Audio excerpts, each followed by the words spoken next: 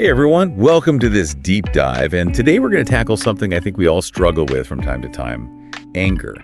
But before you think, oh no, not another self-help lecture, this is going to be different, we're looking at it through the lens of Stoic philosophy. Yeah, the Stoics might have lived centuries ago, but their insights are really surprisingly relevant to how we live today. Totally. Like just the other day, I was stuck in the longest line at the grocery store, and I swear my blood pressure was through the roof. It's like everyone's got those moments, right, where you just feel that anger bubbling up. Oh, absolutely. And the Stoics offered this really interesting way of not just suppressing those feelings, but understanding them so you can master them and ultimately live, well, a more fulfilling life. So it's not about pretending we never get mad. It's about figuring out why we get mad and what we can do about it. Exactly.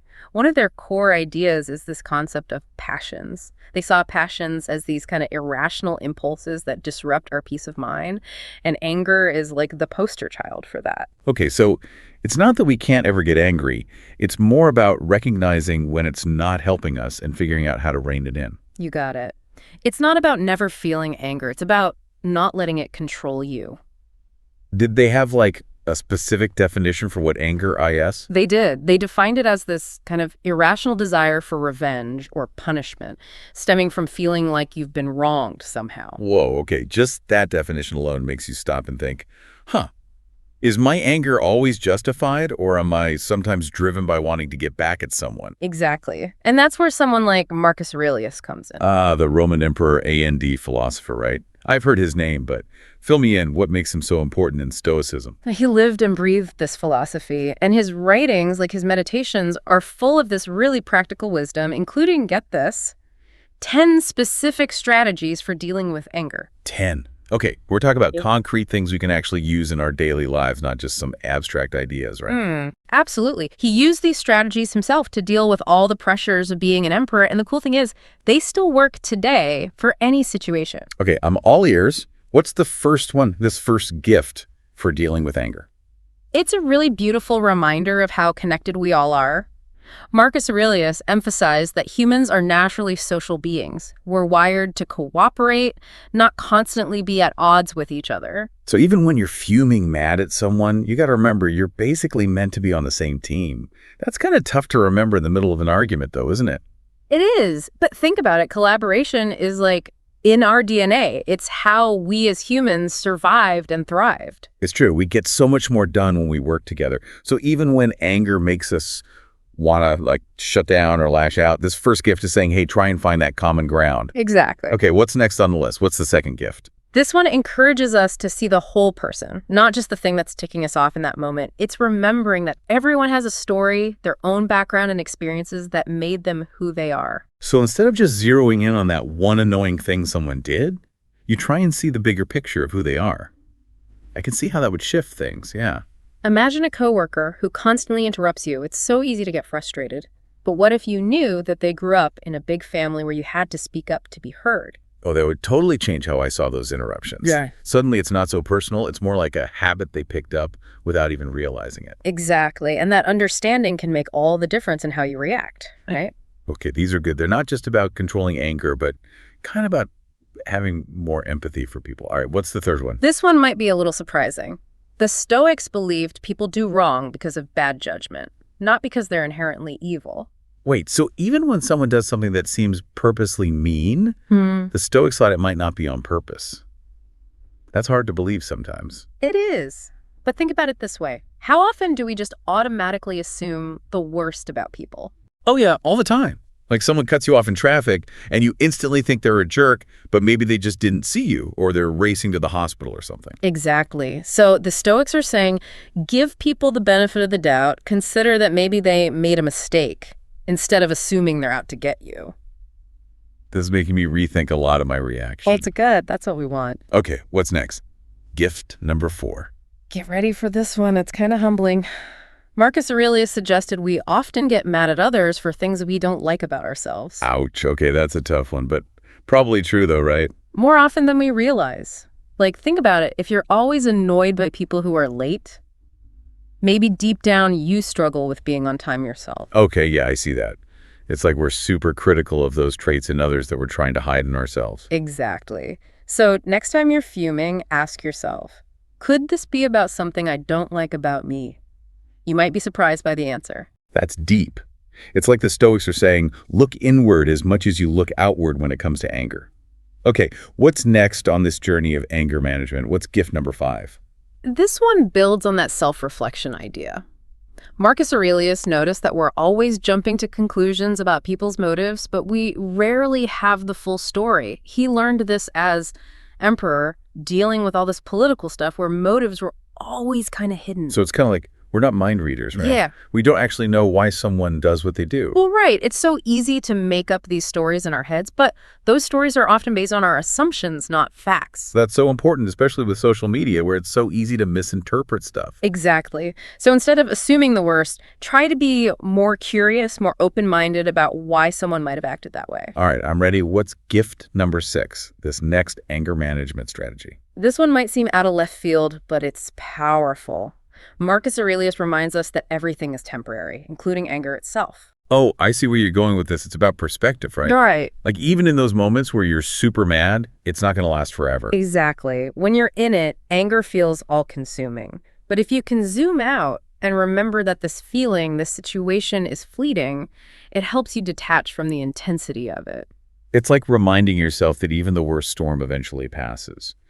Okay, this is getting deep. Should we maybe pause here and pick up with the rest of the gifts in part 2?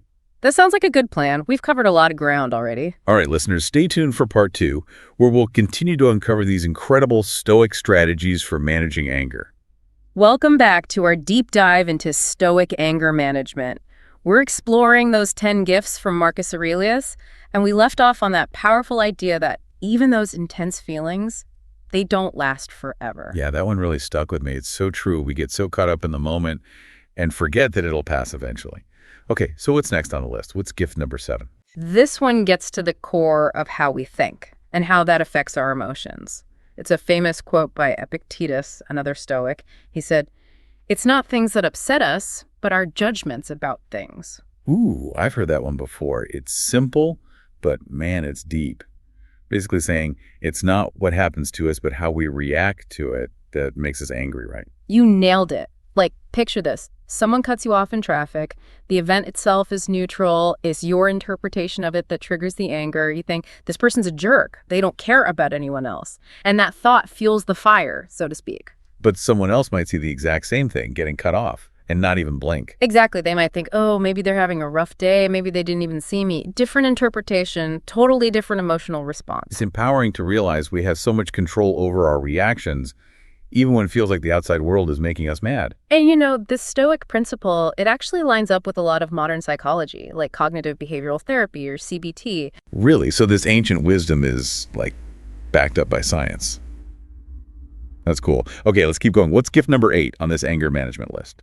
This one focuses on the effects of anger. The Stoics believed that holding on to anger, it hurts us more than whatever caused it in the first place. Yeah, that makes sense. We all know anger can be destructive. It messes up relationships. You make bad decisions when you're mad. It can even affect your health. Think about what happens in your body when you're angry. Your heart races, your blood pressure spikes, your muscles tense up, all that stress, it takes a toll over time. The Stoics were onto something. Letting go of anger is crucial for your well-being. It's like putting down a heavy weight you've been carrying for way too long. You suddenly have all this energy and mental space.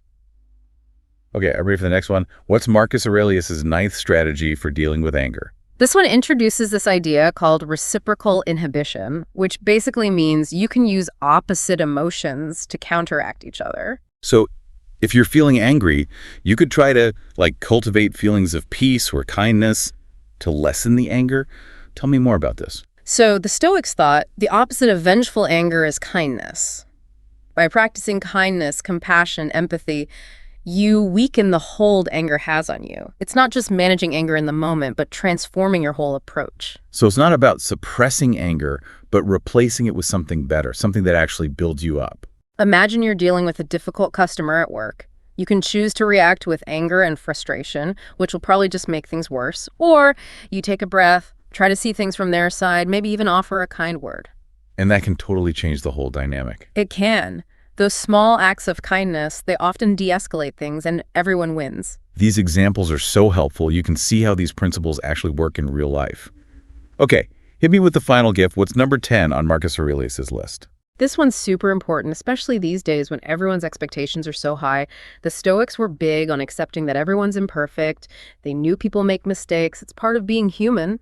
So if you can let go of the need for everything and everyone to be perfect, you'll naturally feel less anger and frustration. Exactly. When you have these unrealistic expectations, you're setting yourself up for disappointment, which often leads to anger. Think about times you've gotten mad at someone for being late or messing up. Oh yeah, been there. Was your anger truly justified, or was it because you thought they should have been perfect? Oof, good question. I've definitely been guilty of setting the bar way too high for myself and others. It's about embracing reality as it is, not trying to force it into some ideal. It doesn't mean you can't strive for excellence, but acknowledge that mistakes happen. Perfection is an illusion. This is a big shift in thinking. Letting go of that need to control everything and embracing the kind of beauty of imperfection. Okay, we've covered all 10 of these gifts for managing anger. That's a lot to process. Should we maybe take a break, and in part 3 we can talk about how to actually put these gifts into practice in our lives? That's a great idea. Let's take a break and then we'll dive into some practical applications. Stay tuned, everyone, for part 3 of our deep dive into Stoicism and anger management. All right, welcome back to our deep dive, everyone. We've spent the last 2 parts talking about these 10 gifts from Marcus Aurelius for managing anger. And I gotta say, my mind is blown. I get the concepts, but what I really want to know is, how do we actually see this stuff when we're in those moments, when anger's got a grip on us? That's the real challenge, right? It's like you have all the tools, but no instruction manual. Exactly. So let's get practical. Let's imagine a situation, one where anger usually flares up, and see how we could use these Stoic strategies. Love that. Okay, classic scenario. I'm late for a super important meeting, stuck in traffic, and some guy cuts me off. My go-to reaction, rage. Probably a few choice words muttered under my breath. So how would a Stoic, approach that differently? Well, remember that first gift about how we're all connected? So instead of immediately seeing that other driver as the enemy, try to remember they're a human being just like you, probably stressed about the traffic too. Maybe they're rushing to the hospital. Who knows? Yeah, it's easy to forget that everyone else is dealing with their own stuff and we're all kind of in this together. So it's about changing your thinking from, he did this to me, to we're all in this mess together. Yeah, it's subtle, but it makes a difference. You start tapping into empathy and understanding, which are like the opposite of anger. Okay, I can see that for traffic, but what about when you feel like anger is justified? Like someone's being totally rude, disrespectful. How do you handle that kind of anger? That's where gift number 3 comes in handy. Remember, the Stoics didn't think people were usually acting out of pure meanness. It's more like their actions are coming from fear, ignorance, some kind of mistaken judgment. So even if someone's acting like a total jerk, I should consider they might not be doing it on purpose. Man, that's a tough one. It's not about excusing bad behavior. It's about choosing how you react. Instead of letting anger take over, pause and ask yourself, what might be going on with this person? Maybe they're having a terrible day. Maybe they're going through something we can't see. It would take a lot of willpower to do that when you're in the heat of the moment. It does. The Stoics were all about training their minds, just like athletes train their bodies. One technique they used was mental rehearsal, basically imagining yourself in those tough situations. Picture yourself getting angry, and then visualize how you could react calmly, rationally. So it's like having a script ready to go, so when anger hits, you know what to do. Exactly. And the more you practice this, the easier it becomes to actually do it in real life, like building a muscle. Practice makes perfect. What about gift number 7, the one about how our thoughts control our feelings? How do we use that to manage anger? That's a big one. Remember Epictetus's quote, "It's not things that upset us, but our judgments about things." So when you feel that anger rising, pay attention to what's going on in your head. Are you blowing things out of proportion? Are you making assumptions about the other person's motives? Challenge those thoughts. It's like arguing back with that angry voice in your head. Really. You got it. Ask yourself, is this thought really true? Is there another way to see this situation? You get to choose how you interpret things. This whole Stoic approach, it's about taking ownership of your emotions, isn't it? Absolutely. Yep. It's realizing you have more power than you think, and it's a journey, not a destination. We're all constantly learning and growing. This has been so eye-opening. I feel like I have a whole new toolbox for dealing with anger. Any final words of wisdom for our listeners before we wrap things up? Here's a challenge for everyone. Pick one of these Stoic strategies, just one, and try to use it this week. Start small. Pick a situation where you usually get angry and see how you can respond differently using one of these gifts. You might be surprised by the results. I love that. Thanks for joining us on this deep dive into Stoicism and anger management. Hope you found it as helpful as I did. And remember, like the Stoics said, wisdom is a lifelong pursuit. So keep exploring, keep practicing, keep learning,